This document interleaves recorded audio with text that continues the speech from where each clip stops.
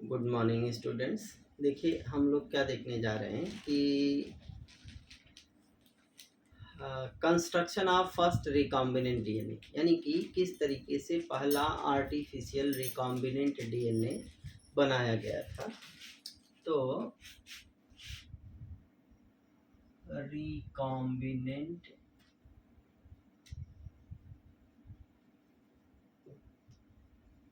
DNA, इसको हम brief में कैसे लिखते हैं, rDNA, that is recombinant DNA, first recombinant DNA.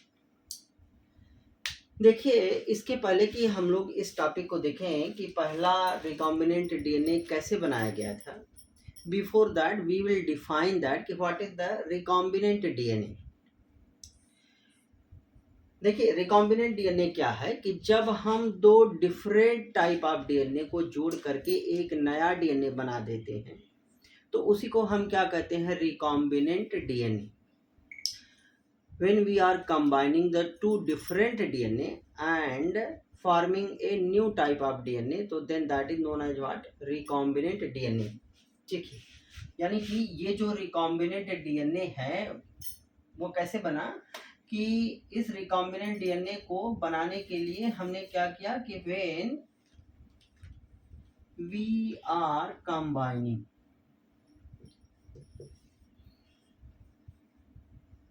combining the two different DNA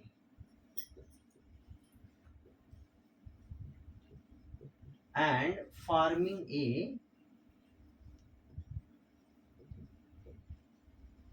new DNA, तो उसी को हम क्या कहते हैं, रिकॉम्बिनेंट डीएनए। इसके लिए हमने क्या किया कि सपोज दैट कि हमने एक प्लाज्मिड को लिया है, what we have taken a plasmid, ठीक है। और इसके अलावा हमने क्या लिया कि we have taken a desired DNA,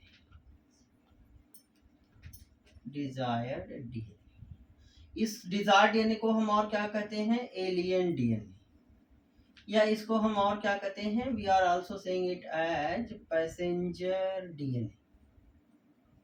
तो हमने दो चीजें ली, एक तो ये डीएनए है और ये दूसरा डीएनए, ये दो डिफरेंट टाइप के डीएनए हैं। अब हम क्या करें कि इसमें से हम इस प्लाज्मिड को यहां से कट कर दें, इसको कट कर दिया गया। नाउ ये प्लाज्मिड इस रूप में हमारे सामने आया कि हमने इसको काट दिया हुआ है और यहाँ पर हमने इस प्लाज्मिड, इस डिजायर्ड डीएनए को यहाँ पे ऐड जोड़ दिया।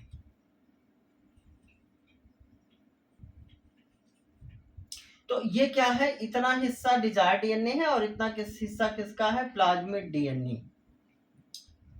प्लाज्मिड क्या है, in the previous video lecture we have discussed, अभी हम फिर उसको डिस्कस करेंगे। लेकिन अभी हम क्या देखने जा रहे हैं कि रिकॉम्बिनेंट डीएनए क्या है, जब दो डिफरेंट टाइप के, दो अलग अलग तरीके के डीएनए को जोड़ करके हम एक नई तरीके का डीएनए बना देते हैं तो उसी को हम क्या कहते हैं, recombinant DNA. When we are combining the two different DNA and forming a new type of DNA, तो that is known as what, recombinant DNA। हमें आज इसी टॉपिक को देखना है कि how we are going to combine the first recombinant DNA. हम ये देखेंगे। देखिए अगर हम क्या करें कि इफ सपोज दैट कि देयर इज ए सेल, यहाँ पे एक सेल है, इस सेल के अंदर अगर हम किसी फॉरेन डीएनए को डाल दें, suppose that this is the alien DNA, और हम इस एलियन डीएनए को इस सेल के अंदर डाल दें, suppose that this is the there genomic DNA. Now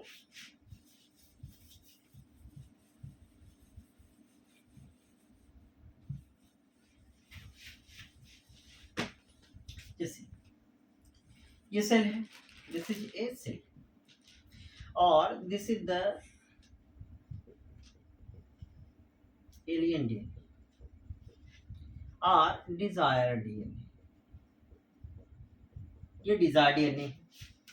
इस डिजायर डीएनए को अगर हम इस सेल में इंट्रोड्यूस कर दें, तो ये जो एलियन डीएनए है जिसको हमने इस सेल में इंट्रोड्यूस कर दिया हुआ है, वो डीएनए फिर यहाँ पर जा कर के ये क्या करेगा, इट विल नॉट रेप्लिकेट। ये डीएनए यहाँ पर रेप्लिकेट नहीं करेगा, इसकी प्रोजनी में रेप्लिकेट नहीं करेगा, और जब इसकी प्रोजनी की डेथ हो जाएगी ये डीएनए भी डेड हो जाएगा। सिंपली एक चीज कही जा रही कि when we are going to introduce a piece of DNA into a cell, it will not replicate, it will not undergo the self replication. यह डीएनए सेल्फ रेप्लिकेशन इसमें नहीं कर सकता है। लेकिन दूसरी कंडीशन देखिए कि अगर मान लीजिए कि हम ये इसका जीनोमिक डीएनए है, इस सेल का जीनोमिक डीएनए है, और हमने इस एलियन डीएनए को क्या किया कि इसमें ले आए और इसके इस एलियन जीनोमिक डीएनए से जोड़ दिया।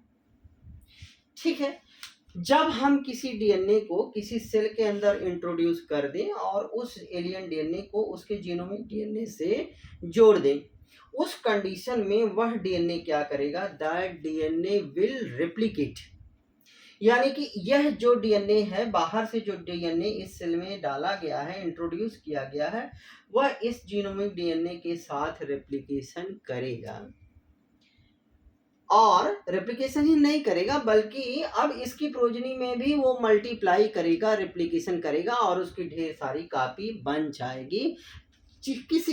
किसी डिजायर डीएनए की किसी सेल के अंदर, होस्ट सेल के अंदर ढेर सारी कॉपी बनाने को ही हम क्या कहते हैं, जीन क्लोनिंग। तो ऑब्वियसली दो कंडीशन हमने देखी कि अगर किसी एलियन पीस ऑफ डीएनए को किसी सेल के अंदर इंट्रोड्यूस कर दें तो वह उस सेल के अंदर सेल्फ रेप्लिकेशन नहीं कर पाता, लेकिन उसी डीएनए को अगर हम किसी सेल के जीनोमिक डीएनए, उसके जो उसका क्रोमोसोमल डीएनए है उसके साथ जोड़ दें तो वह रेप्लिकेशन करता है और उसकी ढेर सारी कॉपी बन सकती है। वह उसकी प्रोजनी में भी रेप्लिकेशन करेगा, ढेर सारी कॉपी बनाएगा, that is known as what, gene cloning.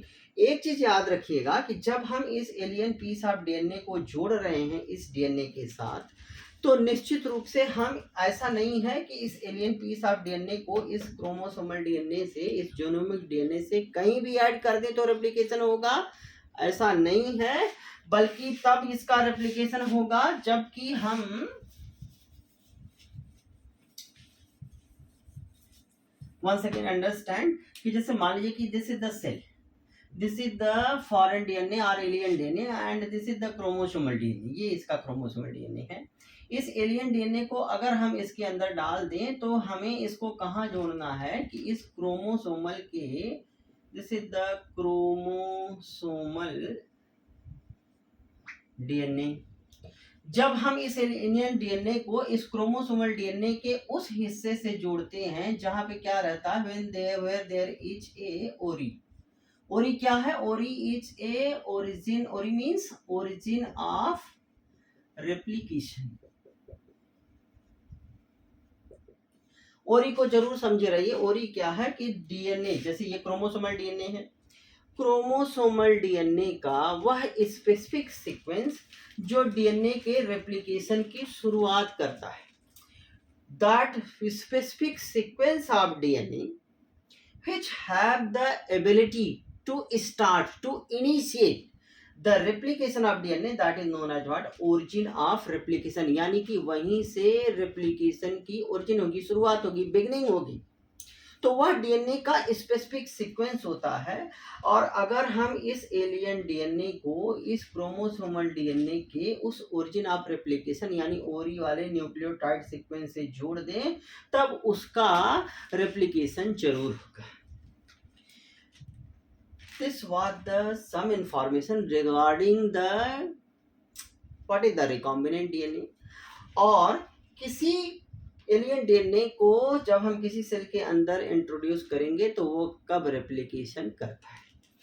अब इसके बाद हम क्या देखेंगे कि पहला रिकॉम्बिनेंट डीएनए कैसे बनाया गया।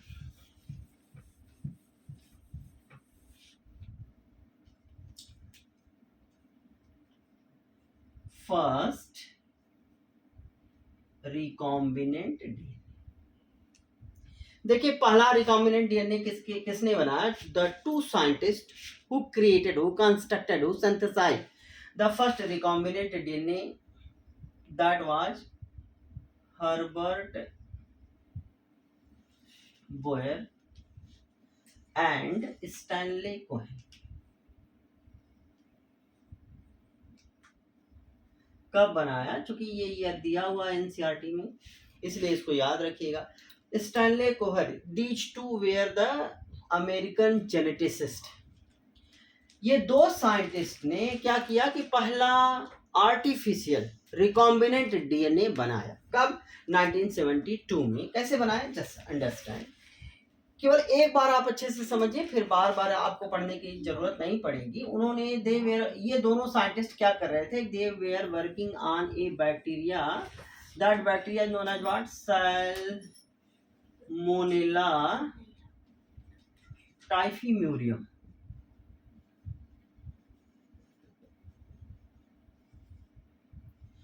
ये दोनों साइंटिस्ट इस सैल्मोनेला टाइफीम्यूरियम बैक्टीरिया पे काम कर रहे थे। ये जो है कि इस सैल्मोनेला टाइफीम्यूरियम का this one is there chromosomal DNA. ये क्या है इनका? This is the chromosomal DNA. इस बैक्टीरिया के अंदर जो प्लाज्मिड है, suppose that this is the plasmid. देखिए प्लाज्मिड क्या है? कुछ बैक्टीरिया में पाया जाने वाला circular double standard self replicating DNA होता है, जो कि इस क्रोमोसोमल डीएनए के अतिरिक्त होता है, एक्स्ट्रा होता है। इसलिए इसको हम क्या कहते हैं? Extra chromosomal circular double standard self replicating genetic material present in the bacterial cell is known as what? Plasmid. तो इस बैक्टीरिया में क्या है कि इसका इस साल्मोनेला टाइफीम्यूरियम में ये प्लाज्मिड है, ये इसका क्रोमोसोमल डीएनए है। इस प्लाज्मिड के अंदर क्या था कि that plasmid was having the, इसमें क्या था कि एक antibiotic resistant gene, antibiotic resistant gene था। ठीक है। हर्बर्ट बोयर और स्टैनले कोहेन ने पहला रिकॉम्बिनेंट डीएनए कैसे बनाया? वो इस सैल्मोनेला टाइफीम्यूरियम बैक्टीरिया पे काम कर रहे थे। उन्होंने इस बैक्टीरिया के प्लाज्मिड में पाए जाने वाले एंटीबायोटिक रेजिस्टेंट जीन को कट करके बाहर ले लिया। इन्होंने इस एंटीबायोटिक रेजिस्टेंट जीन को कट करके बाहर निकाला। सपोज दैट कि इसमें से ये जीन है, ये plasmid, and this is the antibiotic resistant gene. अब उन्होंने क्या लिया कि they have taken an enzyme, जिसको क्या कहते हैं कि restriction endonuclease. This is the enzyme restriction endo, अभी इसके बारे में हम लोग डिटेल में पढ़ेंगे, nucleus. This is the restriction endonuclease enzyme. ये जो एंजाइम है ये क्या करता है? इस एंजाइम में ये एबिलिटी होती है कि रेस्ट्रिक्शन एंडोन्यूक्लियस एंजाइम डीएनए को, जैसे ये डीएनए है, इस डीएनए को एक स्पेसिफिक न्यूक्लियोटाइड सीक्वेंस पर काट सकता है, कट कर सकता है। कौन? Restriction endonuclease enzyme. इसीलिए हम इसको क्या कहते हैं? This is known as molecular scissor, molecular seizure, or it is also known as what? Chemical scalpel। ये मॉलिक्यूलर सीजर है क्योंकि ये डीएनए को हर जगह नहीं काट कर सकता है। न्यूक्लियोटाइड का 6 न्यूक्लियोटाइड का एक सीक्वेंस होता है जहां जिसको आइडेंटिफाई करता है ये एंजाइम और उसको वहीं पे कट कर देता है। तो इसने इस एंजाइम की मदद से these two scientist Herbert Boyer और स्टैनले कोहेन ने क्या किया कि चूंकि ये एंजाइम डीएनए को एक स्पेसिफिक न्यूक्लियोटाइड सीक्वेंस में जो 6 न्यूक्लियोटाइड का बना होता है उस पर कट कर सकता है। तो इस एंजाइम की मदद से इस एंटीबायोटिक रेजिस्टेंट को यहाँ से काट लिया, इन्होंने काट करके अलग कर लिया। They have separated, they have isolated the antibiotic resistant gene from this bacteria, this plasmid से निकाल लिया। इसके बाद उन्होंने क्या किया कि किसी दूसरे साल्मोनेला टाइफीम्यूरियम, मान लीजिए कि ये दूसरा साल्मोनेला टाइफीम्यूरियम बैक्टीरिया है और इसका ये प्लाज्मिड। ये इसका क्रोमोसोमल डीएनए। ये भी क्या है,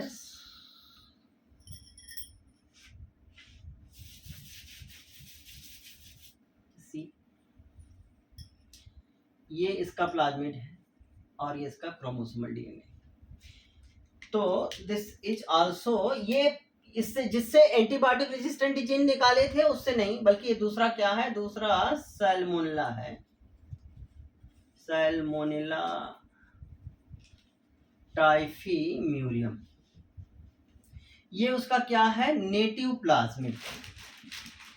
नेटिव प्लाज्मिड वर्ड एनसीईआरटी में यूज किया गया है। नेटिव प्लाज्मिड मतलब which naturally, this plasmid naturally exist in the Salmonella typhimurium, लेकिन इसके पास एंटीबायोटिक रेजिस्टेंट जीन नहीं। देखिए एंटीबायोटिक रेजिस्टेंट जीन क्या है कि अगर हम बैक्टीरिया को, अगर एंटीबायोटिक मेडिसिन लेते हैं तो बैक्टीरिया की एंटीबायोटिक दवाएं क्या करती हैं, बैक्टीरिया को सेल वॉल सिंथेसाइज नहीं करने देती है, बैक्टीरिया मर जाता है। यहाँ पर ये एंटीबायोटिक रेजिस्टेंट जीन है, एम्पिसिलिन, टेट्रासाइक्लिन, एंटीबायोटिक जैसे दवाएं देंगे तो ये बैक्टीरिया को क्या प्रोवाइड करता है, रेजिस्टेंस अगेंस्ट द एंटीबायोटिक, ये जीन। इसीलिए हम कह रहे हैं कि इसके पास एंटीबायोटिक रेजिस्टेंट जीन है। इस बैक्टीरिया के पास प्लाज्मिड तो है लेकिन उसमें एंटीबायोटिक रेजिस्टेंट जीन नहीं है। That is the native plasmid. Native plasmid क्या है कि naturally existing plasmid in the Salmonella typhimurium. उन्होंने क्या किया, इस प्लाज्मिड को लिया। इस प्लाज्मिड को लेने के बाद जिस रेस्ट्रिक्शन एंडोन्यूक्लियेज एंजाइम से उन्होंने इसको काटा था, इस एंटीबायोटिक रेजिस्टेंट जीन को काटा था, उसी रेस्ट्रिक्शन एंडोन्यूक्लियेज एंजाइम से इस प्लाज्मिड को भी काटा, कट कर दिया। Same restriction endonuclease enzyme. देखिए अगर हमें रिकॉम्बिनेंट डीएनए बनाना है तो हमें ये डिजायर्ड डीएनए है और ये वेक्टर का, प्लाज्मिड क्या करता है, प्लाज्मिड एक वेक्टर की तरह काम करता है। जैसे देखिए हम जानते हैं कि जो फीमेल एनाफ्लीज होती है, एक आदमी को अगर मलेरिया हुई है तो उस आदमी से प्लाज्मोडियम को ले जाकर के किसी हेल्दी इंडिविजुअल में ट्रांसफर कर देती है। फीमेल एनाफ्लीज क्या है, उस मलेरियल पैरासाइट की वेक्टर है जो कि प्लाज्मोडियम को एक डिसीज्ड पर्सन से, एक बीमारी से ग्रसित व्यक्ति से उसको किसी हेल्दी इंडिविजुअल में ट्रांसफर कर देती है। सिमिलरली ये प्लाज्मिड भी क्या करता है, एक वेक्टर की तरह काम करता है और इसके साथ अगर हम कोई डीएनए जोड़ दें तो वह उसको किसी दूसरी होस्ट सेल में ट्रांसफर कर सकता है। फिलहाल अभी आपको क्या समझना है कि एंटीबायोटिक रेजिस्टेंट जीन को रेस्ट्रिक्शन एंडोन्यूक्लियेज एंजाइम से काट करके अलग कर लिया गया, दूसरे सैल्मोनेला टाइफीम्यूरियम्स के नेटिव प्लाज्मिड को लिया गया, उसको भी उसी रेस्ट्रिक्शन एंडोन्यूक्लियेज एंजाइम से कट कर दिया गया। अब उन्होंने क्या किया कि, और ये जरूरी है, ये कंपलसरी है, ये इसेंशियल है, अगर हम रिकॉम्बिनेंट डीएनए बनाने जा रहे हैं तो उसी रेस्ट्रिक्शन एंडोन्यूक्लियेज एंजाइम से हम दोनों को कट करेंगे, तभी वो डीएनए जुड़ेगा, तभी रिकॉम्बिनेंट डीएनए बनेगा। तो हमने इसको भी उसी रेस्ट्रिक्शन एंडोन्यूक्लियस से कट किया, इसको भी उसी से कट किया। अब इन दोनों को हम एक दूसरा एंजाइम लेते हैं, that is known as what, DNA ligase. इस डीएनए लाइगेज एंजाइम की मदद से ये डीएनए लाइगेज इन कट डीएनए एंड को यहाँ पे जोड़ देगा। अब इसने क्या किया कि इस एंजाइम ने ऐड कर दिया, डीएनए लाइगेज एंजाइम ने इसको जोड़ दिया। तो अब देखिए कि ये क्या है, this one is the plasmid DNA और ये क्या है कि this is the antibiotic resistant gene, antibiotic resistant gene. अब क्या बन गया कि ये दोनों मिलकर के क्या बना दिए, they have created the first recombinant DNA. ये पहला रिकॉम्बिनेंट डीएनए इस तरीके से बना दिया गया। समझना कुछ नहीं, इसमें देखिए थोड़ी सी चीज समझनी आपको कि सैल्मोनेला टाइफीम्यूरियम के प्लाज्मिड में पाए जाने वाले एंटीबायोटिक रेजिस्टेंट जीन को रेस्ट्रिक्शन एंडोन्यूक्लियेज एंजाइम से काट करके अलग कर लिया गया, उसी रेस्ट्रिक्शन एंडोन्यूक्लियेज एंजाइम से दूसरे सैल्मोनेला टाइफीम्यूरियम के नेटिव प्लाज्मिड को भी काट करके अलग कर लिया गया। अब उसके जो प्लाज्मिड है उसके कट एंड पे हम क्या करते हैं, डीएनए लाइगेज एंजाइम की मदद से ये जो कि क्या करता है, डीएनए के दोनों ही एंड को यहाँ पे जोड़ देता है। डीएनए लाइगेज एड्स तो अब क्या किया गया कि जब दोनों को जोड़ दिया गया, plasmid DNA plus desired DNA, antibiotic resistant DNA मिल करके क्या बना दिए, पहला रिकॉम्बिनेंट डीएनए बना दिए। In this way, these two scientists synthesized the first recombinant DNA। पहला recombinant DNA इस तरीके से इन्होंने बनाया। अब इसके बाद इस recombinant DNA को क्या किया गया कि देखते हैं हम इसको।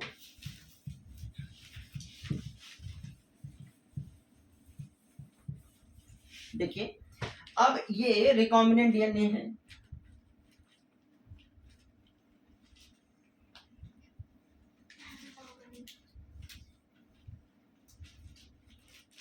This is the recombinant DNA.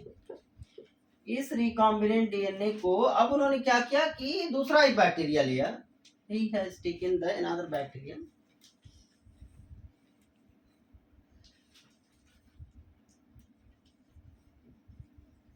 this is the E. coli। E. coli bacteria, ये बैक्टीरिया क्या है कि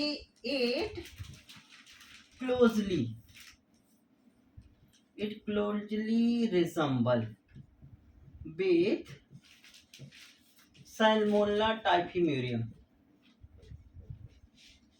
ये बैक्टीरिया साल्मोनेला टाइफीम्यूरियम से रिजेंबल करता है। अब इसको इस रिकॉम्बिनेंट डीएनए को इस बैक्टीरिया में इंट्रोड्यूस करा दिया गया। अब ये बैक्टीरिया इसमें आया,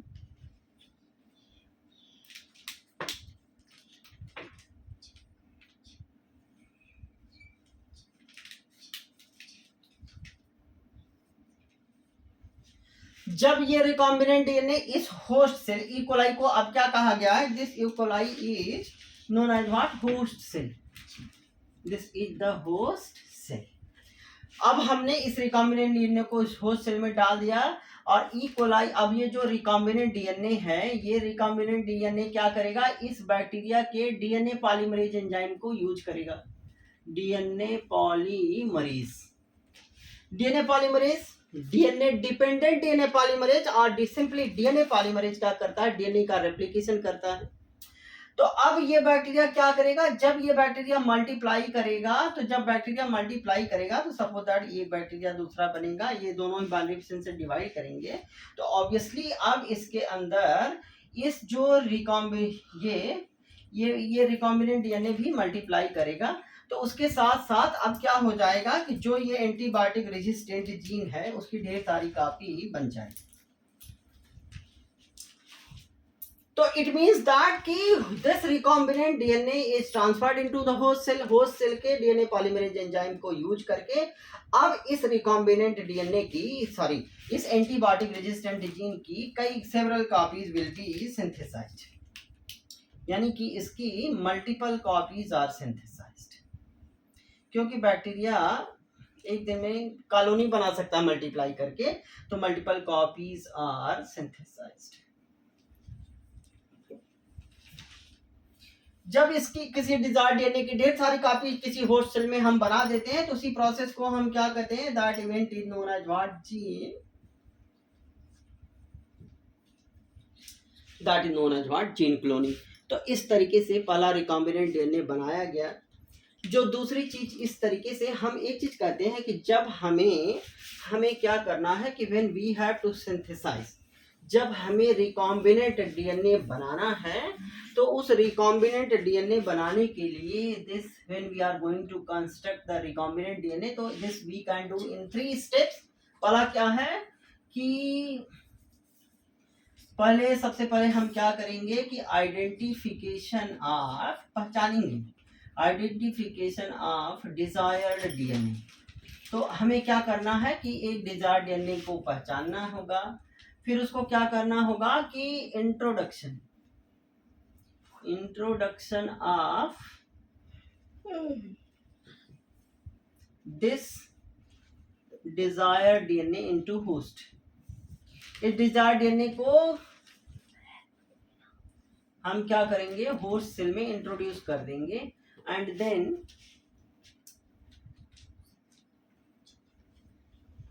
इसका maintenance of this DNA desired DNA into host and synthesis of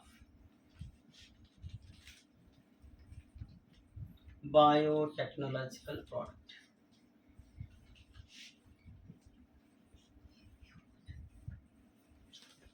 यानी कि अगर हमें पहला रिकॉम्बिनेंट डीएनए बनाना है, पहला रिकॉम्बिनेंट डीएनए टेक्नोलॉजी 3 स्टेप में की जा सकती है। सबसे पहले हमें जिस डीएनए को किसी सेल में होस्ट सेल में इंट्रोड्यूस करना है उसको पहचानना होगा, उसको आइसोलेट करना होगा, फिर उसको रेस्ट्रिक्शन एंडोन्यूक्लियस एंजाइम से कट करेंगे, प्लाज्मिड से जोड़ेंगे, होस्ट सेल में इंट्रोड्यूस करेंगे और होस्ट सेल में जाकर के उसकी ढेर सारी कापी बनेगी। फिर उससे हम उसका जो बायोटेक्नोलॉजिकल प्रोडक्ट बनाना चाहते हैं वो बना सकते हैं।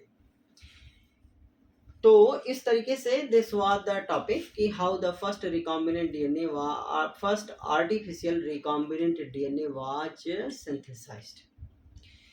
देखिए इस टॉपिक को अच्छे से आप समझिए, और अगर आपको लगता है कि ये जो टॉपिक डिस्कस किया गया है वह आपके लिए यूजफुल है तो इसको लाइक और सब्सक्राइब जरूर करिए। In the next video lecture we will discuss that कि what are the tools of the recombinant DNA। उसमें सबसे पहले हम restriction endonuclease enzyme को देखेंगे, how the nomenclature of the restriction endonuclease enzyme is done that we will discuss and remaining things। आज हम इस टॉपिक को इतना ही देखते हैं। Thank you.